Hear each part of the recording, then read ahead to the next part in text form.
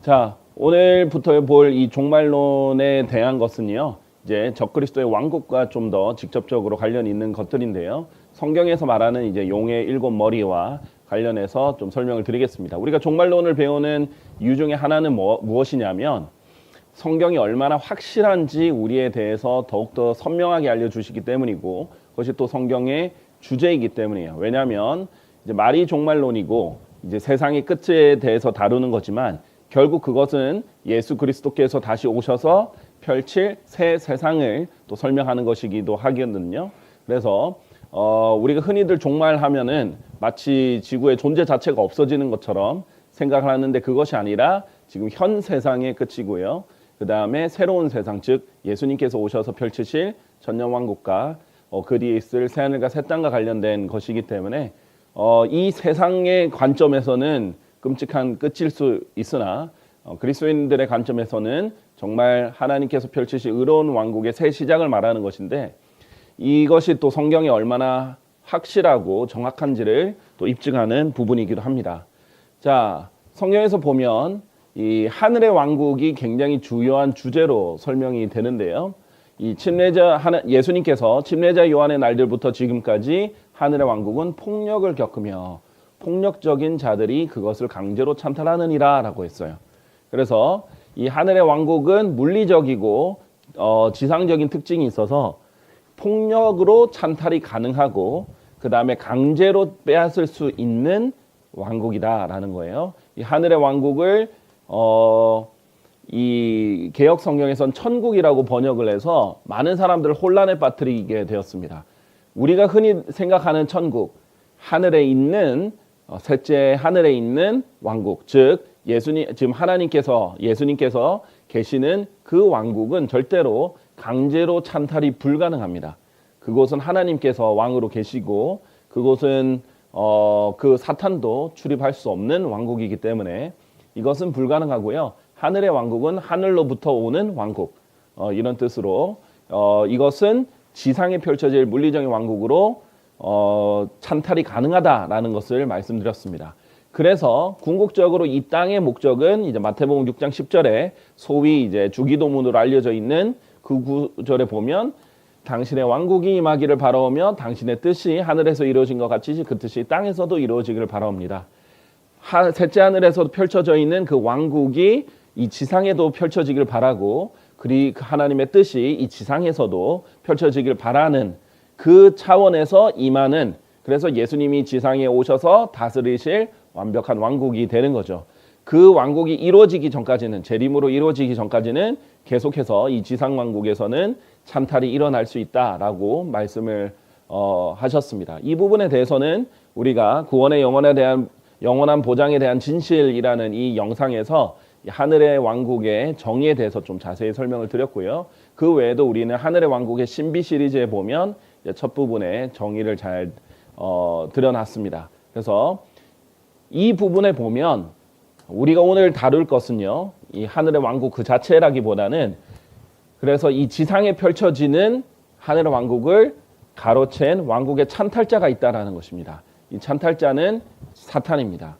그래서 누가복음 4장 5절에서 6절을 보면요, 마귀가 예수님을 높은 산속으로 데리고 올라가서 일순간에 그분께 세상의 모든 왕국들을 보여주었더라라고 합니다.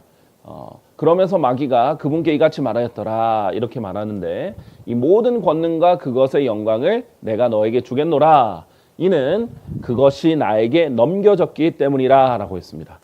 세상의 모든 것이 이 마귀에게 넘겨졌다. 세상의 권능, 세상의 모든 왕국들의 권능과 그것의 영광이 마귀에게 넘겨졌다라는 겁니다. 그래서 나는 누구에게든지 내가 원하는 자에게 그것을 주겠노라, 이렇게 마귀가 얘기를 하죠. 그래서 마귀가 예수님께 요구하는 것은 나에게 경배하라 라는 거예요.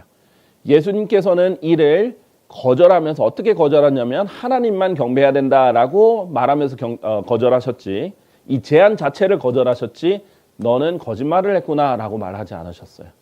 왜냐하면 실제로 마귀에게 이 세상의 권능과 영광, 즉 이 세상에 대한 권위가 마귀에게 넘어갔기 때문입니다. 언제 이 하나님께서 인간을 위해 이 땅을 형성을 하셨는데 그때 인간인 첫 인간인 아담에게 그 아담에게 권위를 주셨는데 아담이 죄를 지음으로써 사탄에게 패배했죠. 뱀에게 넘어갔습니다. 그래서 권위가 죄의 권능을 가진 사탄에게 넘어가게 됐습니다. 그래서 하나님께서는 우리 히브리서 1장 2장을 보면 아담을 왕으로 세우셔서 왕관을 씌우셨다라고 했는데 그 권위를 가진 아담이 패배함으로써 그 권위가 사탄에게 넘어가게 됐어요. 그리고 그때부터 인간은 마귀에게 죽음 때문에 종노릇하게 되었다라고 히브리서에서 얘기를 하게 되죠. 그래서 성경에서는 하나님 말고 하나님이 이제 모든 우주의 창조주로서 모든 걸 주관하시지만 그 권위 자체를 누구에게 넘어가도록 허락하셨냐면 일시적으로 사탄에게 넘어가도록 허락하셨기 때문에 물론 예수님께서 되찾아오실 겁니다. 그래서 성경에서는 이 마귀를 이 세상의 신이다. 그래서 이 세상의 신이 그들 안에서 믿지 않는 자들의 생각들을 가렸다. 그래서 하나님의 형상이신 그리스도의 영광스러운 복음의 빛이 그들에게 비치지 않게 하고 있다라고 말하고 있습니다. 자, 즉 사탄은 성경에서도 신으로 등장한다라는 것입니다. 그리고 이 불순종의 자녀들 안에서 아까 전에 그들 안에서 믿지 않는 자들의 생각들을 가렸다 했죠. 그래서 불순종의 자녀들 안에서 우리가 예수 그리스도를 믿는 사람들은 예수 그리스도가 그 안에 있듯이 예수 그리스도를 거절한 불순종의 자녀들에게는 이 사탄의 영이 활동하고 있고 그 영을 공중권세의 통치자다라고 얘기를 하고 있습니다. 자, 그래서 요한복음 12장 31절에서 이 세상의 통치자라고 마귀를 설명합니다. 그래서 예수님께서 십자가에 달려 죽으신 이유 중에 하나가 이 세상의 통치자의 권능을 꺾기 위해서이기도 했죠. 자, 그래서 에베소서 6장 12절에 보면 우리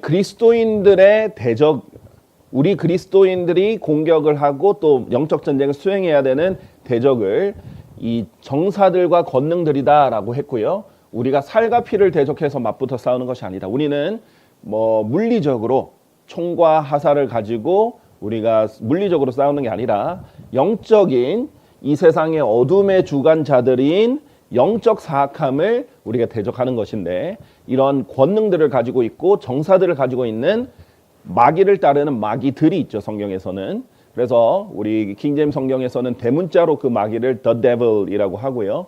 우리 표준 킹제임스 성경에서도 그 부분을 도둠체로 표현을 해서 마귀라고 사탄을 마귀라고 하고 그 외에도 작은 소문자의 마귀들이 있습니다.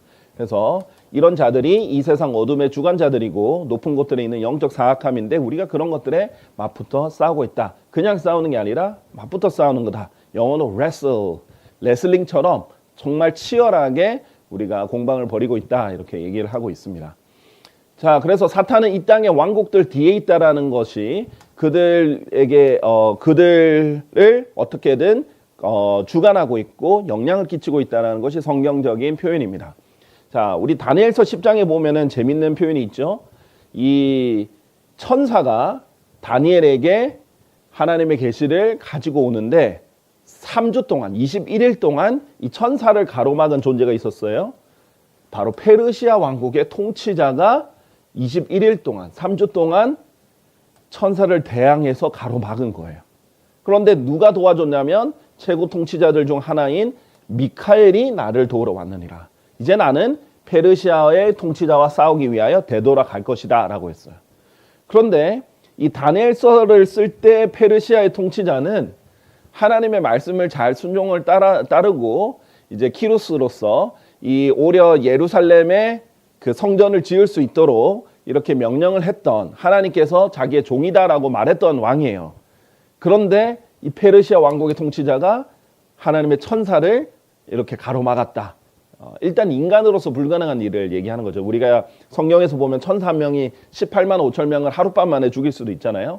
그게 물리적으로는 불가능합니다. 그리고 이것을 미카엘이 도와야 할 영적인 일이라는 거죠. 자, 그래서 성경에서는 페르시아의 통치자다라고 했는데도 영적인 존재를 얘기할 때가 있고요. 이사야서 14장에 그 우리가 잘 아는 루시퍼라고 할 때도 루시퍼는 사탄의 옛 이름인데 이 루시퍼도 바빌론의 왕이다라고 얘기하면서 진행을 합니다. 그런데 알고 봤더니 이 루시퍼 있고 그 다음에 어떻게 최초에 타락을 했는지를 설명하는 구절이에요. 그 당시에 세계 제국이었던 바빌론을 통치하는 것이 사탄이었다라는 것을 알려주는 것입니다. 그 외에도 에스겔서 28장 등에 이런 사탄이 그룹이었다는 것, 원래 덮는 그룹이었다는 것을 알려줄 때도 티레의 왕으로서 설명을 합니다. 자, 이렇게 그 당시 세계 최고의 국가들 뒤에 각 왕국들의 뒤에는 영적인 통치자들이 따로 있다는 겁니다. 우리는 열심히 우리 눈에 보이는 통치자들만 보고 있지만 뒤에는 영적인 악들이 있다라고 분명히 성경에서 말을 하는 거죠. 그게 즉 사탄이 이 땅의 왕국들을 통치하는 방법이기도 합니다. 자, 우리가 다니엘서 10장에 보면 이 나라고 표현된 사람이 어떤 사람이었냐면 그의 몸은 녹주석도 같았고 그의 얼굴은 번개 모양 같았고 그의 두 눈은 불붙은 등불들 같았고 그의 두 팔과 그의 두 발은 광택이 나는 노쇠깔 같았고 그의 말들의 음성은 무리의 음성 같았다. 인간이 아니죠. 초자연적인 존재라는 것을 성경 스스로가 얘기를 하고 있습니다.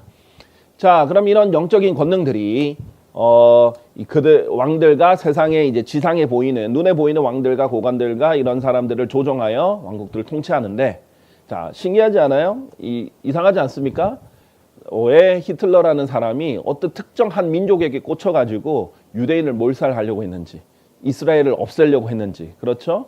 왜 로마 제국이 이스라엘 예루살렘을 무너뜨렸는지, 그런 것들 우연이 아니라는 것이죠. 자, 예를 들면 예수님께서 태어날 당시에 어떤 일이 있었어요? 그 당시에 이스라엘 지방을 통치하던 헤롯 왕이 베들레헴과 그곳의 모든 지경들에 있던 2살부터 그 아래인 아이들을 모두 살해해버리는 사건이 일어났습니다. 요즘 같은 때 이런 일이 일어났으면 난리가 났겠죠. 2살부터 그 아래에 있으니까 수많은 아기들을 그냥 대량 학살한 거잖아요. 근데 왕이 그렇게 했어요. 예수 그리스도가 탄생한 바로 그 베들레헴과 그 모든 지경들에 있는 곳을 그렇게 했다라는 것입니다. 자, 이게 상식적인 일이 아니죠. 그럼 타겟은 결국 누구겠어요?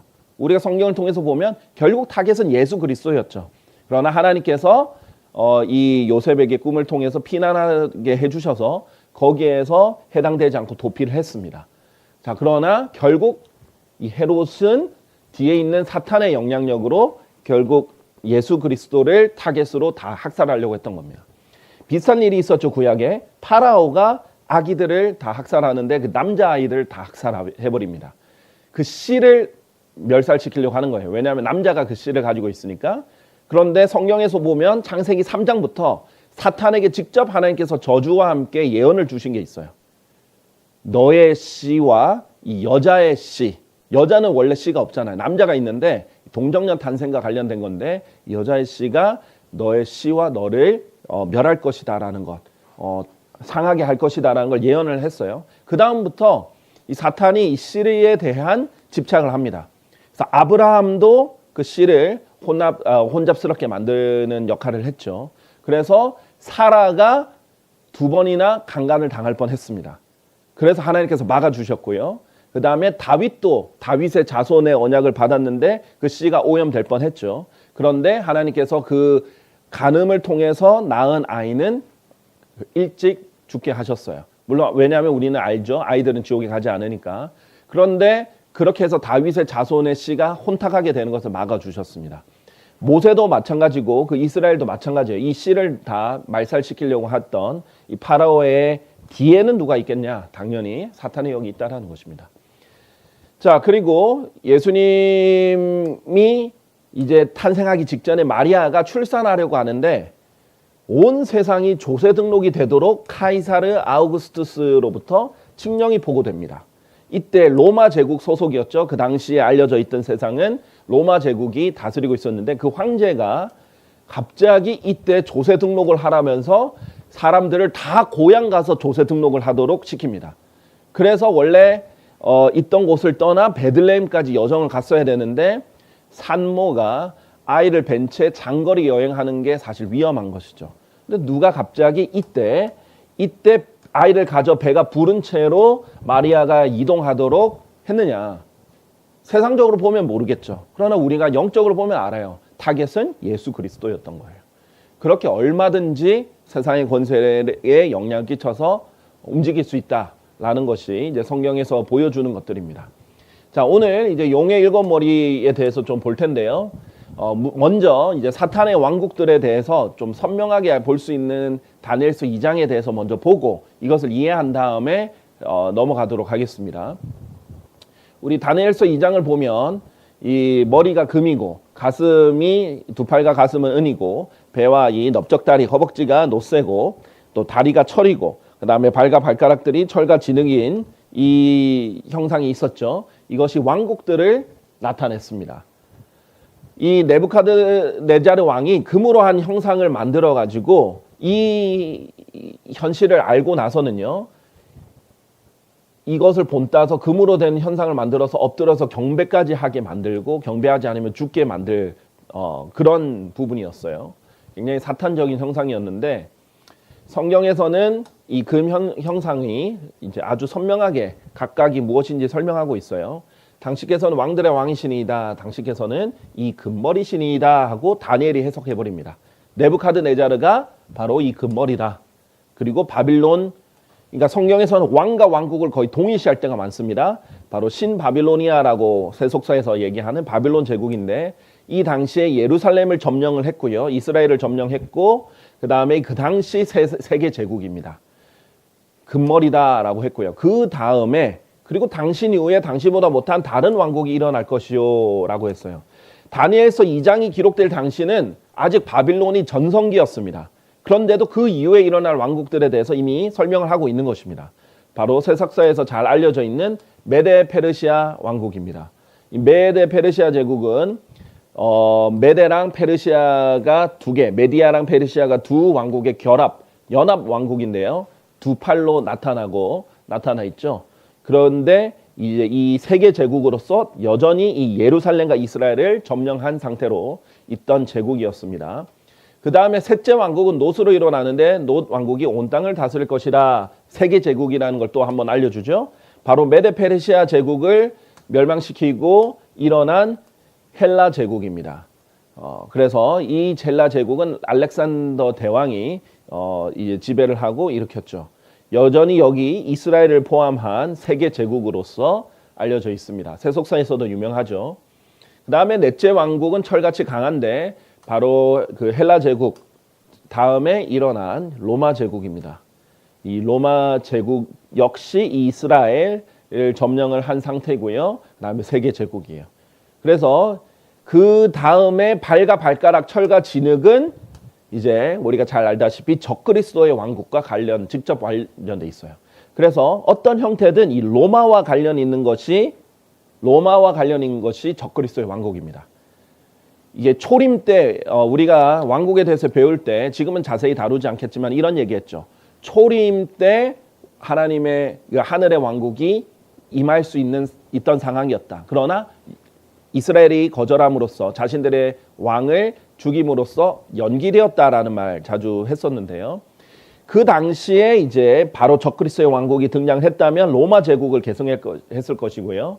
지금은 로마 제국이 물리적인 형태가 아니라 종교적으로 신비적인 형태로 바뀌어서 로마 카톨릭의 형태로 그 다음 적그리스도의 왕국이 계승이 될 것입니다. 그래서 로마와 관련이 있다라는 것이고요. 그런데 이것은 미래의 왕국이죠. 자, 그래서 우리가 확실히 알 수 있는 바빌론, 메데 페르시아, 그리스, 로마, 이런 헬라 제국 이런 것들의 특징은 뭐냐면 이스라엘을 정복한 세계 제국들이다라는 거예요. 그 뒤에 마귀가 있었고 사탄이 있었다는 것을 우리가 하나씩 볼 것입니다. 성경에서 사탄이란 말이 처음 등장하는 곳이 역대기상 21장 1절인데요. 성경에 우리가 첫 언급의 법칙이 있다 해서 성경 해석하게 배운 적이 있습니다. 사탄이 처음 등장할 때부터 이스라엘을 대적하는 것이 함께 나와요. 그리고 요한계시록에 사탄이 마지막 책이죠. 등장할 때 역시 이스라엘을 핍박하는 용으로서 등장합니다. 그래서 이 사탄은 이스라엘에 대한 엄청난 증오를 가지고 있어요. 왜냐하면 이 사탄은 이스라엘이 하나님의 언약을 받은 민족이라는 것을 알고 있고 이스라엘에서 구원자가 나타나는 것, 즉 예수님이 태어나셨죠. 알고 있고요. 그 다음에 이 이스라엘을 통해서 사탄의 계획이 결국은 숲으로 돌아갈 것도 알고 있습니다. 그래서 지속적으로 이스라엘 민족을 없애버리려고 해요. 히틀러가 이스라엘 민족을 다 유대 민족을 몰살시키려고 했던 것도 우연이 아닌 겁니다. 보통 사람이 생각해낼 그냥 일반적인 일이 절대 아니라는 거죠. 자, 그래서 계시록 12장 13절 17절에도 이 용이 자신이 땅으로 던져진 것을 알았을 때 그가 그 남자아이를 출산한 그 여자를 박해했더라. 성경에서 이스라엘을 이 여자로 표현을 합니다. 그런데 이 용이 그녀에게 경노하였고 그녀의 씨 가운데 남은 자들과 전쟁을 벌이려고 왔다. 우리 요한계시록 배울 때 많이 배웠죠. 대환란 때 이스라엘에 남은 자들이 있을 것이다. 진정으로 회개하고 예수 그리스도를 믿는 남은 자들과 이제 전쟁을 벌이려고 나갔다. 이들을 구출하려고 결국 예수님이 아마겟돈 전쟁을 벌려서 구출하시는 것입니다. 그리스도인들은요, 우리가 영적으로 태어난 사람들이고 하나님의 영적인 민족들이기 때문에 하나님께서는 우리를 구하기 위해서 영적으로 그냥 눈에 보이지 않게 바로 휴거를 통해서 데려가십니다.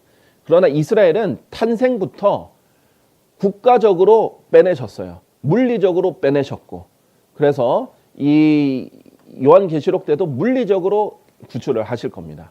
자, 그래서 사탄의 눈도 이스라엘 향해, 하나님의 눈도 이스라엘 향해 있습니다. 그래서 성경에서는 이스라엘을 건드린 자는 내 눈동자를 건드리는 것이다 라고 말하고 있죠. 그러나 사탄은 두려움 없이 창조된 존재로서 하나님의 눈동자를 자꾸 건드리고 있는 겁니다. 자, 출애굽기 19장 6절에 보면 너희는 나에게 제사장들의 왕국과 거룩한 민족이 되리라. 이스라엘에 대해서 얘기하셨죠. 이것들이 내가 이스라엘 자녀들에게 전할 말들이라. 또 이 이스라엘을 다스릴 궁극적인 왕이, 예언된 왕이 메시아 예수 그리스도죠. 한 왕이 통치하고 번영할 것이요 땅에서 공의와 정의를 집행하리라. 그래서 이 이스라엘에 대한 집중도가 사탄에게 매우 높다라는 것을 말씀드립니다. 자, 그리고 이 세계 제국들 다음에 다니엘서 2장에 봤더니 이 하늘에서 내려오는 돌이 이 형상을 쳐서 산산이 부수고 하늘에 하나님께서 한 왕국을 세우죠. 그래서 산산이, 이 모든 왕국들 산산이 부수고 진멸하고 이 왕국은 영원토록 서게 되는 겁니다. 그래서 하늘의 하나님께서 땅에 한 왕국을 세우는 것, 이것이 하늘의 왕국이다라고 다시 말씀을 드렸습니다. 자, 그러면 이 용의 일곱 머리는 무엇이냐, 이 부분에 대해서 좀 자세히 보도록 하겠습니다. 요한계시록 12장 3절에 보면 하늘에 또 다른 이적이 나타났으니, 이제 용의 등장인데요. 일곱 머리들과 열 뿔들을 지녔고 일곱 왕관들이 그의 머리들 위에 있는 거대한 붉은 용 한 마리다라고 했습니다. 이 용의 특징은 일곱 머리와 일곱 왕관들이 있다라는 것입니다. 성경에서 당연히 왕관은 왕을 상징을 하죠. 누가 봐도 잘 아는 부분입니다. 왕관들을 상징을 합니다. 그러면 용에게는 일곱 머리와 일곱 왕관들이 있다라는 것이 이제 관련이 있는데, 성경에서 이 부분에 대해서 좀 아주 적나라하게 잘 나타내 있기 때문에 성경을 전체적으로 아우르고 공부를 한다면 이 용의 머리들이 무엇인지 알게 될 것입니다. 일단 왕국과 관련이 있습니다. 사탄이 지금까지 세상을 통치하면서 유지한 왕국들, 세계 제국들과 관련이 있는데요. 일단 첫 번째 머리는 림롯이라는 것을 우리가 알 수 있습니다. 왜냐하면 왕국이란 단어가 첫 시작한 것이 바로 이 림롯과 관련된 것인데, 이 림롯이 세운 왕국은 바벨에 있는 왕국일로 첫 고대 바빌론입니다. 나중에 네부카드네자르는 신바빌로니아, 똑같이 바빌론의 이름을 개성했습니다. 신바빌로니아의 왕국이, 이건 고대 바빌론인데요. 바벨탑을 세운 장본인이 림롯이죠. 하나님을 대적해서 처음 왕국을 일으켰습니다. 우리가 잘 알다시피 창세기 10장에 첫 왕국이 언급되는데요. 9장까지는 노아의 홍수가 끝난 시점이었죠. 노아의 홍수 때까지는 왕국을 하나님께서 허락하지 않으셨어요. 그러나 창세기 9장부터는 사형 제도를 하나님께서 허락하심으로써 그 사람들이 노아의 때처럼 극단적이고 포악하고 폭력적으로 변하지 않게 하기 위해서 억제책을 하나님께서 허락하신 게 왕국이에요. 그래서 공권력으로 인간들의 그 죄성을 잠시 통제를 하는 겁니다. 그것이 이제 왕국의 시작인데, 원래 하나님의 이 처음 했던 오리지널 계획과는 조금 다르죠. 예수 그리스도가 오셔서 다스릴 왕국이 하나님의 오리지널 왕국인데, 그 전에 생긴 왕국입니다. 림롯이 이제 왕국을 시작했고요. 세계 제국의 최초죠. 이때는 모든 민족을 연합해서 하나의 왕국으로서 하나님을 대적하려고 했습니다. 그 시도가 이제 불발로 끝이 났습니다. 그래서 아담으로부터 13번째 자손이라는 자손인데요. nim롯이 이 13은 성경에서 반역의 숫자죠. 그리고 첫 번째 이 에큐메니컬 운동의 시초다. 지금 마지막 때에도 결국 적그리스도가 주도하는 것이 이 에큐메니컬 운동이죠. 모든 세계를 통합하려고 하고 연합하려고 하고 종교를 통합하려고 하는 이 운동의 시초라고 볼 수 있겠습니다. 그리고 저주받은 이제 함의 후손이고요. nim롯은 그 다음에 바알 숭배 결국 nim롯이 우리 역사적으로 보면 이 바알 숭배 기원으로서 nim롯이 결국 바알이 됩니다. 사람들이 숭배하는 바알이 되죠. 그래서 이 참 신기한 것은요. nim롯은 반역자, 표범 이런 뜻과 관련이 있는데 굉장히 적그리스도에 대해서 많이 알려주는 적그리스도의 예표이기도 합니다. nim롯이 이 첫 제국 바빌론이 이제 머리이자 이제 왕국을 다스리는 왕관으로 쓰고 있는 왕이다라고 보시면 되겠습니다. 자, 두 번째 세계 제국은 바빌론 다음에 일으켰던 세계 제국은 파라오가 있던 이집트입니다. 성경에서는요, 보라 내가 너를 대적하노니 곧 이집트 왕 파라오요 그의 강들 한복판에 누워 있는 거대한 용이요라고 했습니다. 하나님께서 이집트 파라오 왕을 용이다 이렇게 표현을 했죠. 자, 제가 말하는 게 아니에요. 성경이 말하는 거예요. 성경에서 이 왕들을 용이다라고 표현을 하는 장면이 있습니다. 파라오만 그렇게 한 게 아니에요. 자, 그래서 이 용의 머리들과 이 왕관을 쓴 7머리들과 관련이 있는 겁니다. 이 세계 제국의 왕들이요. 성경이 그렇게 왕을 용으로 연관을 시켰기 때문이에요. 자, 그러면 이 두 번째 세계 제국 파라오 때 이스라엘을 박해를 했고요. 그다음에 그 이스라엘 또 재앙들이 임했죠. 그다음에 이 파라오가 이스라엘을 보내지 않겠다 이렇게 해서 이스라엘을 보내지 않으려고 했던 그 파라오입니다. 출애굽 사건의 그 파라오와 관련이 있죠. 그 당시 이집트가 세계 제국의 대장이었습니다.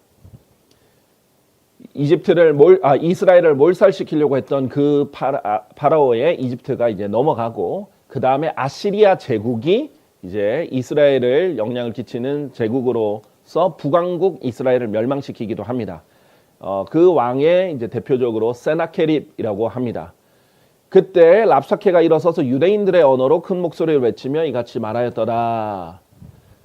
그 다음에 민족들의 신들 중 누가 아시리아 왕의 손에서 자신의 온 영토를 구출한 적이 있기는 하느냐 하고 하나님을 큰 목소리로 모독을 합니다. 나중에 우리 적그리스도의 특징 중에 하나가 하나님을 모독하는 이제 크나큰 입을 가졌다라고 얘기를 하죠. 히스기야가 이 날을 공경의 날이다라고 했는데 이 공경의 날은 주의 날과 관련이 있는 용어이기도 해요. 그래서 예언적으로도 아주 밀접한 관계가 있고 세계 제국으로서 또 이스라엘을 멸망시킨 제국입니다. 이집트 파라오는 이스라엘을 몰살시키려고 했었고요. 거기서 탈출한 게 출애굽기잖아요. 그리고 바빌론은 이제 nim롯은 아예 이 세상을 하나로 묶어서 하나님을 대적하려고 했었고 거기서 하나님께서 빠져나오라고 부른 게 아브라함입니다. 그래서 아브라함을 거기서 빠져나와서 그 우르에 있거든요. 칼데아 지방에 있는 우르 지방에서 빼내오셔서 여기 그 가나안 땅에서 이제 시작하도록 해주신 거죠. 자, 그리고 적그리스도 아까 특징이 비슷하다고 했죠. 다니엘서 7장에 보면 그는 지극히 높으신 분을 대적하여 엄청난 말들을 내뱉을 것이요 지극히 높으신 분의 성도를 지쳐버리게 한다라고 했습니다. 하나님을 대적하는 말을 가진 것이 이런 특징을 가지고 있죠. 예루살렘을 치러 올라서 유대인들을 말살하려고도 했고 북왕국 이스라엘을 멸망시킨 다음에 예루살렘을 치러 와서 유대인들을 말살하려고 했던 것이죠. 그러나 주의 천사가 이들을 구했고요. 자, 신기한 것은 기원전 606년에 니느웨가 이 아시리아의 수도가 니느웨거든요. 니네베거든요. 니네베가 몰락을 했습니다. 니느웨가 아니라 니네베가 정확한 표기예요. 자, 그다음 네 번째 머리는요. 바빌론의 네부카드네자르입니다. 세속사에는 그 고대 바빌론과 신 바빌론을 구별하기 위해서 고대 바빌론, 신 바빌론 이렇게 바빌로니아 이렇게 표현을 합니다. 네부카드네자르도 성경에서 많이 나오죠. 성경에서도 이 네부카드네자르 바빌론 왕을 뭐라고 표현하냐면 그가 용처럼 나를 삼켜버렸더라. 용의 비견을 합니다. 이 지상의 왕들 뒤에는 사탄이 있다는 거죠. 특히 세계 제국이자 이스라엘을 몰살시키려고 하는 그 제국들은 유심히 봐야 되는 것입니다. 기원전 이제 606년에 바빌론 포로가 일어났고요. 그 다음에 이 네부카드네자르는 자기를 본딴 형상을 만드는데 크기를 60큐빗에 6키빗에 6키빗 이렇게 해서 666과 관련된 형상을 세우고요. 또 우상 숭배에 사용된 악기가 6가지로 등장을 합니다. 다니엘서 3장에 등장을 하죠. 그리고 그가 그것을 세웠다는 말 자체도 6번이 등장을 하고요. 이 666과 또 관련이 있는 또 성경에서 가장 확실한 적그리스도 예표 중에 한 명으로 등장을 합니다. 그 다음에 이제 7년 환란과도 관련이 있는데요. 7년 환란 때 적그리스도는 바빌론의 왕이다. 왜냐하면 이때 바빌론은 어떤 바빌론이에요? 신비의 바빌론이죠. 신비의 바빌론 왕이고 그 다음에 요한계시록 17장에 보면 신비라 거대한 바빌론이라고 하는 왕으로서 연관이 또 있습니다. 적그리스도와 연관이 있는 것을 볼 수 있습니다. 지금 제가 언급드린 왕들은 다 적그리스도의 예표이기도 합니다. 자, 5번째 머리는요. 그 다음 왕국이었던 이제 다니엘서 2장에도 잘 나오죠. 메드 페르시아의 왕입니다. 다리우스와 관련이 있고요. 다리우스랑 키루스가 공동 통치를 했었죠. 자, 신기한 것은요. 어쨌든 이 집이 다리우스 왕 통치의 제6년에 있었던 아달월 셋째 날에 완공되었다고 에스라 6장에 등장하는데 이 아달월이 6번째 달이거든요. 관련이 있고요. 물론 다리우스랑 키루스를 보면요. 이스라엘에게 호의를 베풀었어요. 예루살렘을 짓도록 성전을 짓도록 해준 왕들이기 때문에 호의를 베풀긴 했으나 또 다리 왕은 이스라엘의 친구이기도 했지만 그리고 또 성전 건축을 할 수 있도록 하기도 했지만 이것 또한 적그리스도의 예표입니다. 왜냐하면 적그리스도가 우리 요한계시록에 보면 이스라엘과 또 다니엘서의 9장에 아주 잘 나와 있죠. 이스라엘의 친구로서 이스라엘과 언약을 맺습니다. 그리고 대환란 때는 성전이 건축되거든요. 적그리스도가 그것을 하도록 허락을 해줄 겁니다. 왜? 결국 그 성전에 누가 앉아요? 적그리스도가 자기가 앉아가지고 자기가 하나님이다라고 할 거니까. 그러니까 처음에 친구처럼 보이는 적그리스도의 양면 그 얼굴, 이중성 중에 긍정적이고 친한 모습의 예표일 수도 있습니다. 그래서 그것과 관련해서 또 적그리스도의 예표이기도 하죠. 또 다음 헬라 제국, 다음 왕국은 헬라 제국으로서 이제 이스라엘을 통치하고 있는 세계 제국이죠. 알렉산더 대왕입니다. 특히 알렉산더 대왕은요, 성경에서 아주 중요한 인물로 등장합니다. 다니엘서 8장에는 따로 떼어서 이 알렉산더 대왕, 세속사에서도 굉장히 유명한 인물인데 이 거친 염소라고 표현을 하면서 헬라 왕으로 등장을 시키고요. 그 다음에 이 왕을 중심으로 적그리스도를 설명을 하기도 합니다. 신기한 것은 이 알렉산더 대왕의 이름은 등장하지 않아요. 그런데 적그리스도와 관련해서 굉장히 집중해서 조명을 하고 있죠. 그런데 누가 봐도 알렉산더 대왕이에요. 다니엘서 8장을 보고도 알렉산더 대왕을 모르는 사람은 아무도 없었을 정도고 세속사에서 보면 알렉산더 대왕 자체가 예루살렘에 들어와서 다니엘서 8장을 읽고 자기에 대한 예언인 걸 보고 너무 놀래서 예루살렘을 무너뜨리지 않고 오히려 혜택을 주고 돌아갔다는 기록도 있죠. 자, 그래서 이 부분은 일단은 여기를 보시다. 그는 수렴소다 이렇게 하는데 히고트라고 하는데 이제 수렴소는 바포메트라고도 부르는데 사탄 숭배의 상징이기도 합니다. 그래서 수렴소는 성경에서도 그렇게 긍정적으로 나오지 않아요. 하나님께서 양과 염소로 나눈다 이런 부분 보셨죠? 그럴 때 양은 하나님의 사람들이지만 염소는 그러지 않은 것들로도 나오죠. 그리고 신기하게도 그리스도처럼 33년 반을 살았어요. 알렉산더 대왕이.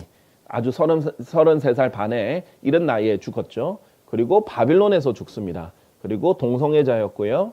그 다음에 자신이 또 처녀에게서 탄생했다. 동정녀 탄생을 주장을 했습니다.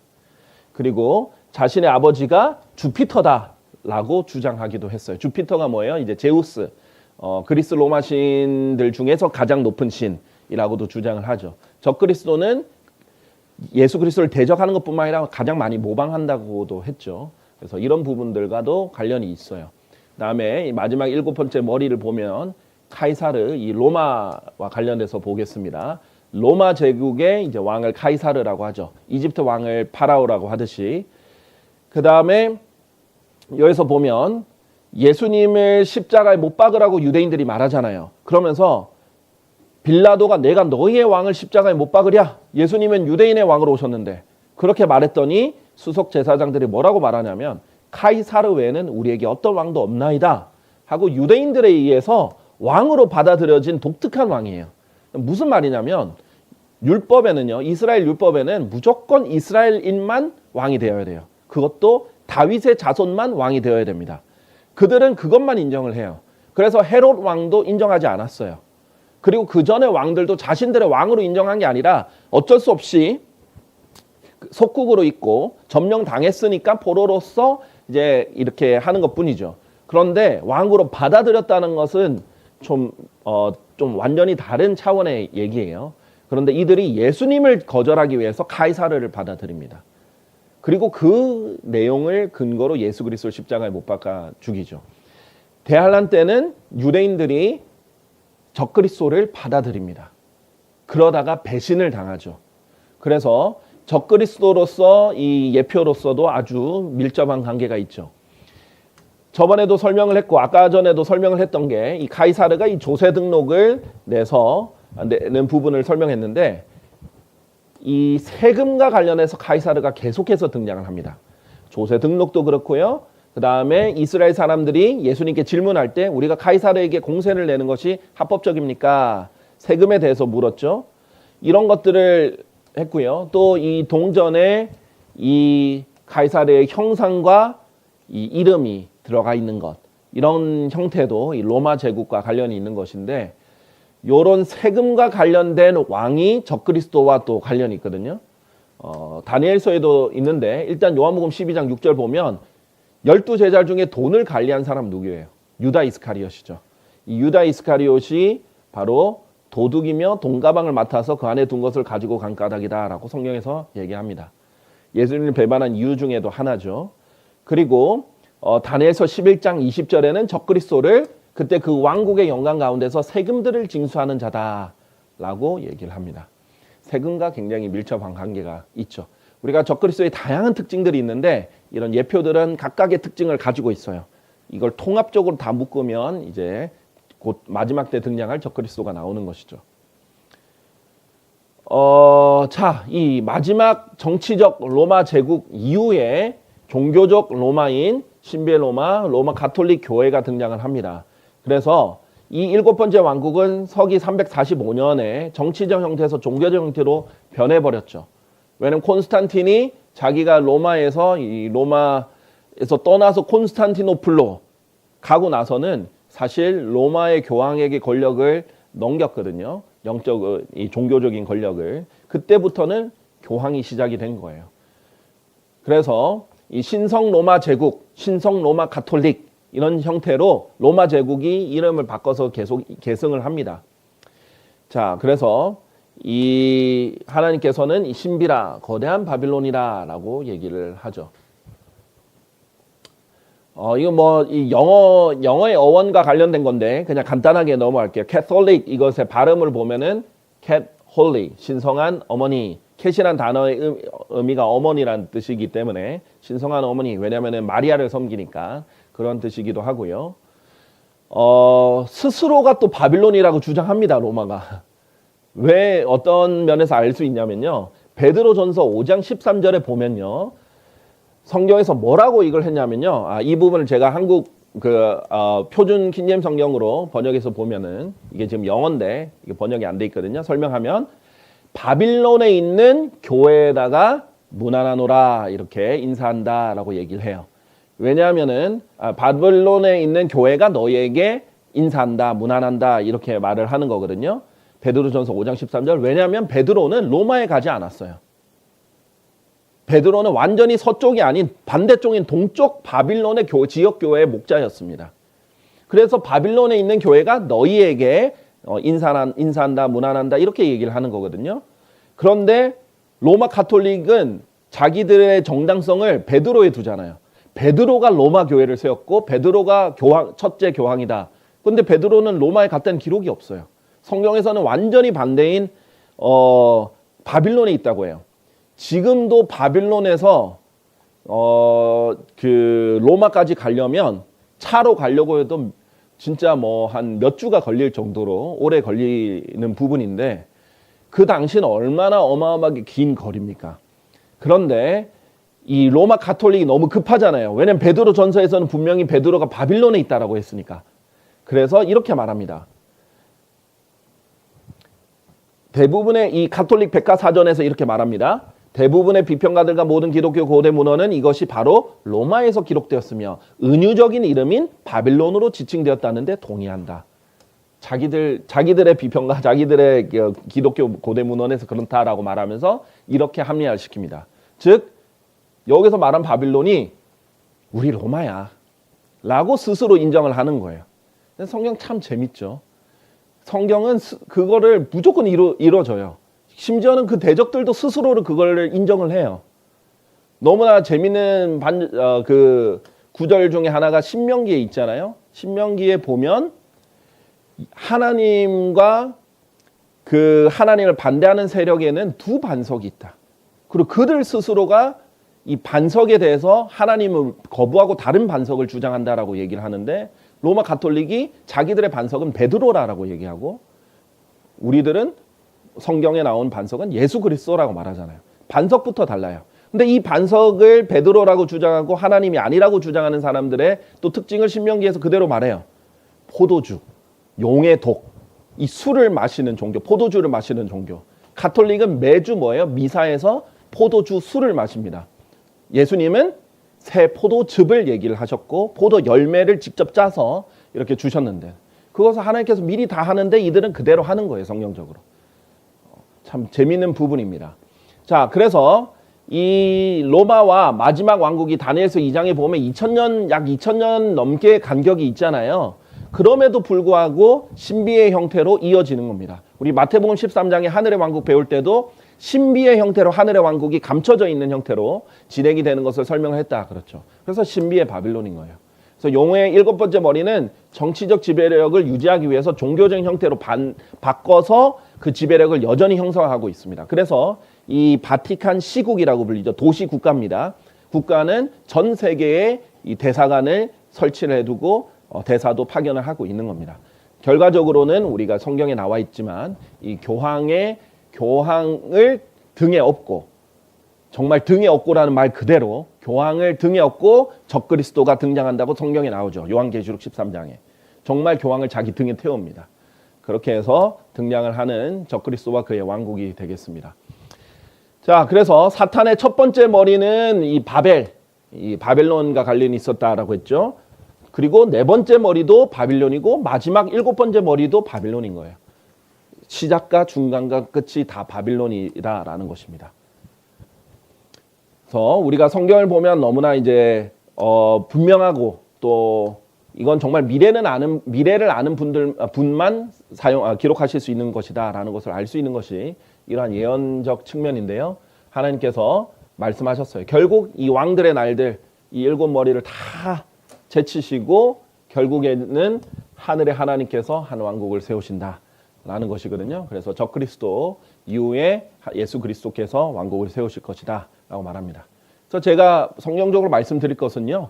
이 세상 왕국에는 소망이 없습니다. 왜냐하면 적그리스도가 왕국으로 다스릴 것이 예언되어 있거든요. 그걸 우리가 뒤바꿀 수는 없어요. 절대 바꿀 수가 없어요. 적그리스도가 등장해야 적그리스도가 왕국을 이뤄야 예수님이 나타나셔서 예수님의 왕국을 이루실 거니까요. 그래서 오늘 종말론 관련해서 오늘 여기까지 하도록 하겠습니다. 감사합니다.